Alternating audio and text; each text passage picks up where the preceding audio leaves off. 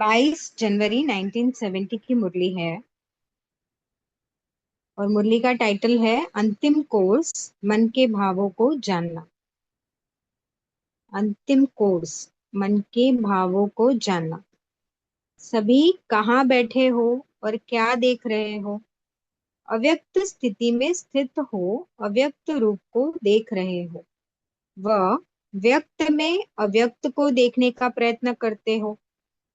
इस दुनिया में आवाज है, अव्यक्त दुनिया में आवाज नहीं है। इसलिए बाप सभी बच्चों को आवाज से परे ले जाने की ड्रिल सिखला रहे हैं। 1 सेकंड में आवाज में आना, 1 सेकंड में आवाज से परे हो जाना। ऐसा अभ्यास इस वर्तमान समय में बहुत आवश्यक है।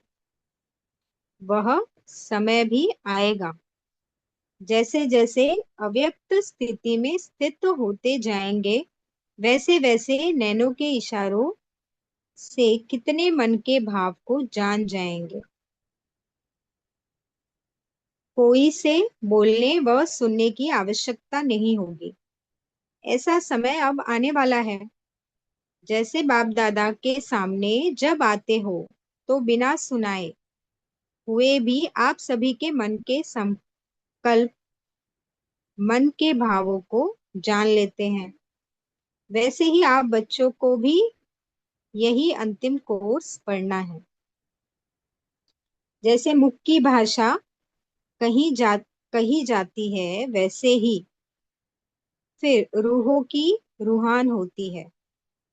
जिसे रूह रिहान कहते हैं। तो रूह भी स्नेह से बातें करते हैं, लेकिन कैसे? क्या रूहों की बातें मुख से होती है? जैसे जैसे रूहानी स्थिति में स्थित होते जाएंगे, वैसे वैसे रूह रिहान की बातों को ऐसे ही सहज और स्पष्ट जान लेंगे। तो बाबा ने ये जो पूरा हमें समझाया है, तो बाबा ने क्या कहा है कि जैसे जैसे ही हम व्यक्त और अव्यक्त स्थिति में आने की प्रैक्टिस करेंगे, एक समय पर व्यक्त फिर अव्यक्त बाबा के पास, फिर इस दुनिया में, तो जैसे जैसे हमारा ये ड्रिल बढ़ते जाएगा, वैसे वैसे हमारी स्थिति भी अच्छी, मतलब ऐसी हो जाएगी कि हम दूसरे की बोलने का इंतजार ही नहीं करेंगे। वो क्या चाहता है, क्या उसके अंदर भावना है, वो पहले ही समझ जाएंगे। जैसे अंत में बाबा के पास कोई भी जाता था मिलने, तो बाबा को पता ही चल जाता था कि सामने वाला किस क्या किसके लिए आया है।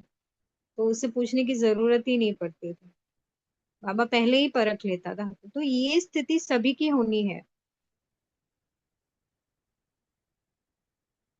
बाबा ने तो ये हमें ये स्थिति बनाने के लिए कहा है। तो रूह की बातें करते हैं, लेकिन कैसे?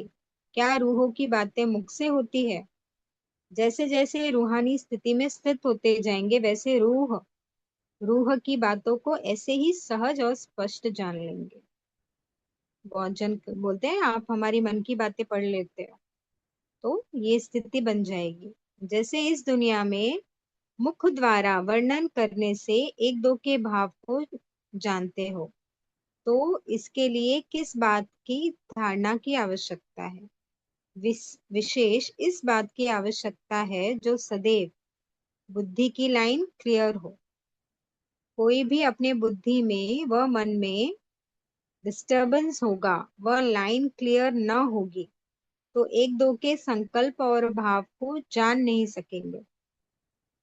लाइन क्लियर न होने के कारण अपने संकल्पों की मिक्सचैरिटी हो सकती है। इसलिए हर एक को देखना चाहिए कि हमारी बुद्धि की लाइन क्लियर है, बुद्धि में कोई भी किस प्रकार का विघ्न तो नहीं सताता है। अटूट, अटल, अथक, यह तीनों ही बातें जीवन में है। अगर इन तीनों में से एक बात में भी कमी है, तो समझना चाहिए कि बुद्धि की लाइन क्लियर नहीं है। अटूट, अटल और अथक जब बुद्धि की लाइन क्लियर हो जाएगी तो उसकी स्थिति स्मृति क्या होगी?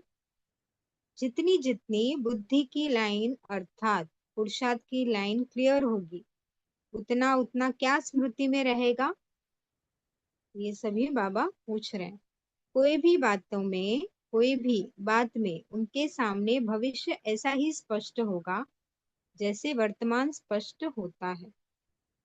पहले से ही आगे क्या होने वाला है उनको क्लियर पता होगा। ये हमने दादियों की स्थिति तो देखी है, तो ऐसी स्थिति होगी। उनके लिए वर्तमान और भविष्य एक समान हो जाएगा। जैसे आजकल साइंस दानों ने कहाँ कहाँ की बातों को इतना स्पष्ट दिखाया है जो दूर की चीज भी नजदीक नजर आती है। जैसे हम बायोस्कोप देखते हैं, कैमरा देखते हैं, या तो फिर हम जो दूरबीन से प्लैनेट्स को भी एकदम नजदीक देख लेते हैं। तो ऐसे साइंस के साधन है। तो इसी रीति से जिनका पुरुषार्थ क्लियर होगा उनको भविष्य की हर बात दूर होते भी नजदीक दिखाई पड़ेगी। उनको पता ही रहेगा कि अभी ये होने वाला है। उनको किसी अ, भविष्य बताने वाला उसके पास जाने की जरूरत ही नहीं पड़ेगी। जैसे आजकल टेलीविजन में देखते हैं तो सभी स्पष्ट दिखाई पड़ता है ना। उनकी बुद्धि और उनकी दृष्टि टेलीविजन की भांति सभी बातें स्पष्ट देखेगी और जानेगी।